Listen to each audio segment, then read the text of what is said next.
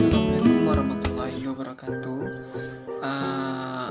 Perkenalkan, saya Muhammad Fazul Azmi, NIM 2014030051. Dalam kesempatan kali ini, saya akan membahas tentang yaitu kepemimpinan kependidikan. Kepemimpinan. Yang pertama, kita harus mengetahui apa itu kepemimpinan.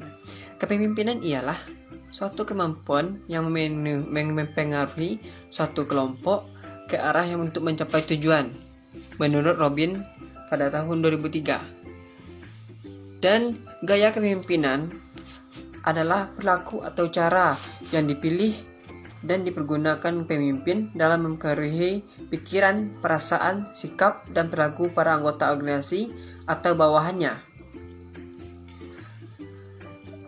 Gaya kepemimpinan otoriter. Pemimpinan memberikan instruksi kepada bawahan, menjelaskan apa yang dikerjakan, menggunakan metode pendekatan kekuasaan dalam dan mencapai keputusan. Yang kedua itu kepemimpinan demokratis. Ada kerjasama antara atasan dengan bawahan. Yang kedua itu di bawah kepemimpinan demokratis, bawahan cenderung bermoral tinggi, dapat bekerja sama dan mengutamakan mutu kerja. Yang ketiga itu kepemimpinan bebas. Gaya kepemimpinan ini memiliki kekuasaan penuh pada bawahannya. Dan daripada itu, gaya kepemimpinan bebas juga memperluas daya kreatif para bawahan supaya pekerjaan yang dikerjakan oleh bawahan menjadi lebih efektif dan bersemangat. Yang kedua itu struktur organisasi bersifat longgar. Kepemimpinan bersifat pasif. Kepemimpinan yang melayani atau servant leadership adalah kepemimpinan yang mempertimbangkan sudut pandang etika, mampu mempengaruhi, melayani, mengutamakan anggotanya, dan tidak menggunakan kekuasaan secara aktif, mengembangkan potensi anggotanya.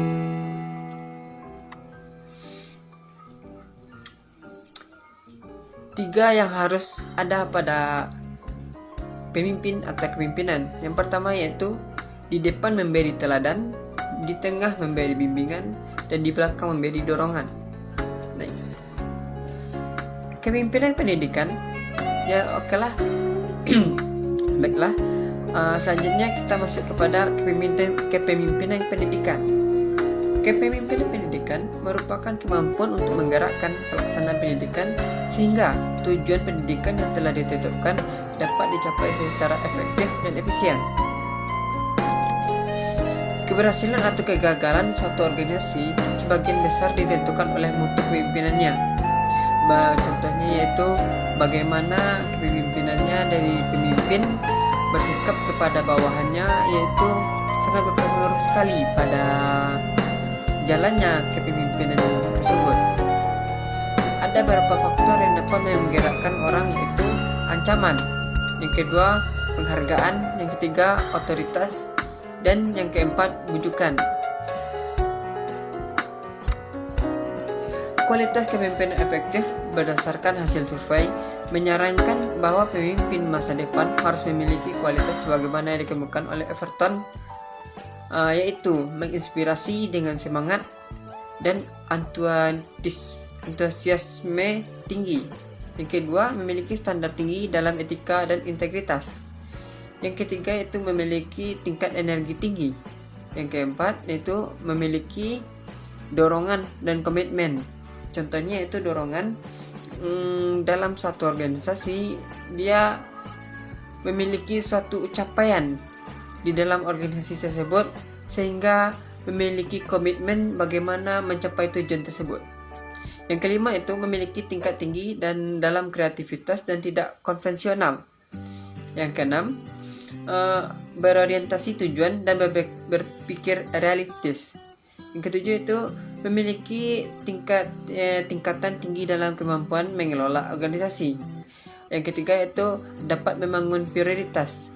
Contohnya itu membangun prioritas sebagaimana kalau dia memiliki kesibukan yang lain dan memiliki kesibukan yang ia tujui, maka dia bisa membangun prioritas mana yang harus didahulinya. Yang ketiga, yang kesembilan yaitu mendorong kerjasama tim dan usaha-usaha organisasi. Yang ke-10, menjaga kepercayaan diri dan memiliki keinginan menguasai pengetahuan, yaitu contohnya saja seperti jika dia berkeinginan menguasai pengetahuan, dia gigih dalam mencari pengetahuan tersebut. Yang ke-11 yaitu memiliki mental dan fisik yang sehat dan kuat. Tentu saja kita tahu bagaimana caranya, yaitu memiliki mental dan fisik yang sehat dan kuat, yaitu menjaga pola kesehatan kita dan mental kita, yaitu terus membangun, berdebat, dan sebagai yang lainnya. Bersikap adil dan rasa hormat kepada orang lain, yaitu termasuk dalam sopan santun. Bagaimana kita bersikap kepada orang lain, memberi rasa hormat kepada orang lain, yaitu bersikap adil, tidak condong kemanapun dan tidak berpihak kemanapun. Yang ke-13 itu memiliki nilai kreativitas. Seorang yang pemimpin harus memiliki kreativitas dan tidak selalu monoton dengan arah tertentu. Yang ke-14 itu suka menerima risiko. Karena memimpin ialah kerja yang tidak mudah, maka sesuatu yang dikerjakan pasti memiliki risikonya. Apa yang kita pimpin pasti ada risikonya. Yang ke-15 itu membangun pertumbuhan jangka panjang, yaitu seorang pemimpin harus memiliki pemikiran jangka panjang. Misal dia mengerjakan suatu hal, apakah satu hal tersebut bisa bermanfaat untuk kedepannya? Apakah itu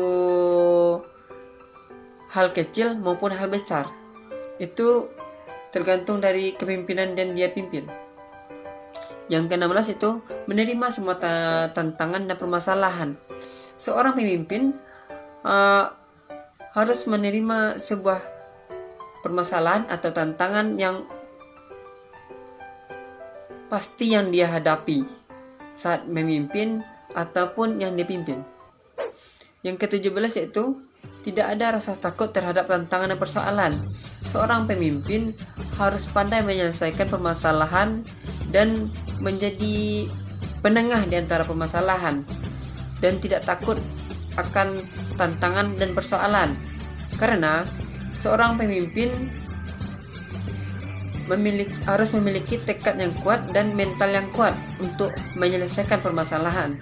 Yang ke-17 yaitu yang ke-18 yaitu memberikan dorongan bagi suatu pertumbuhan pengetahuan terhadap orang lain, yaitu seorang pemimpin harus pandai memberi motivasi, memberi dorongan kepada orang lain agar orang lain itu menjadi semangat, menjadi termotivasi oleh seorang pemimpin. Dan yang ke-19 yaitu menumbuhkan dan menerima ide-ide segar dan perspektif baru. Seorang pemimpin yaitu seorang yang harus kreatif dan harus bisa memikirkan ide-ide baru dan memiliki jangka panjang.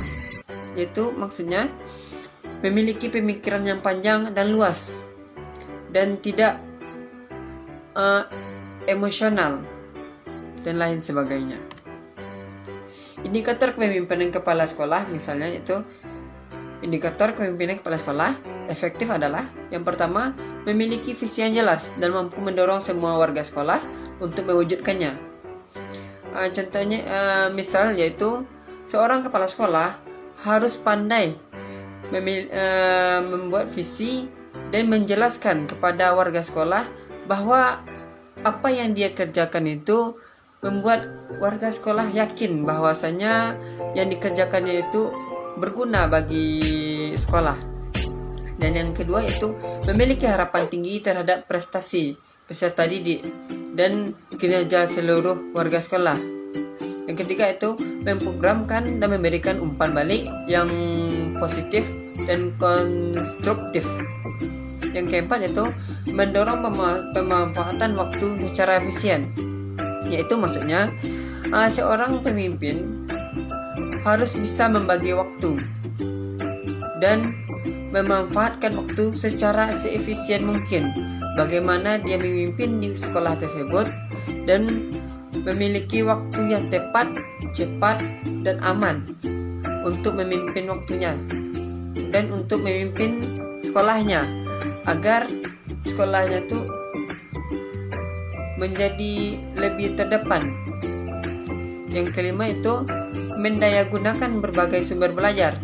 Maksudnya yaitu seorang pemimpin harus pandai-pandai dan memberikan ide-ide baru untuk mendayagunakan berbagai sumber belajar. Dan yang keenam itu memantau kemajuan peserta didik baik secara individual maupun kelompok. Seorang pemimpin tidak hanya pandai memimpin tapi juga memantau kinerja kemajuan peserta didik di sekolahnya secara individual maupun kelompok. Maksudnya yaitu secara individual. Misal seorang peserta didik yang berprestasi dan maupun kelompok yang memiliki skill atau kemampuan yang tidak dimiliki oleh kelompok lain, individual atau yang tidak dimiliki oleh individual lain. Melakukan evaluasi dan perbaikan secara kesinambungan. Hanya itulah dari saya. Kalau ada salah janggal saya mohon maaf. Wabillahi taufiq wa hidayah. Assalamualaikum warahmatullahi wabarakatuh.